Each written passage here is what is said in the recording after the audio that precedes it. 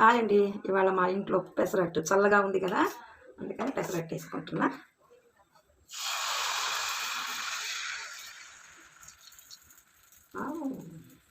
పక్కన ఇదిగండి పెసరట్లోకి ఉల్లిపాయలు, కొత్తిమీర, కరివేపాకు, క్యారెట్, అల్లం తురుము, జీలకర్ర ఇవి వేసుకుంటే చాలా టేస్టీగా ఉంటుంది. నేను ఎప్పుడు చేసినా ఇలాగే చేస్తా. ఇవి వేసేటప్పుడు ఒకసారి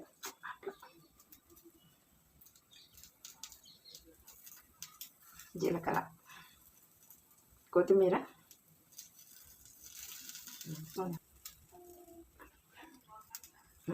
ఇట్లా ఇట్లా కాల్చుకోవాలి. ఫోల్డ్ చేస్తాం. ఇలా ఇలా పెట్టి రెండు వైపులా ఇలా కాల్చుకోవాలి. కాలిన తర్వాత ప్లేట్లో సర్వ్ చేసుకుందాం. నాకు దీనిలోకి టమాటా పచ్చడి ఇదైతేనే నాకు ఇష్టం. ఇదే నేను చేస్తా. సూపర్గా ఉంది. Like and subscribe please.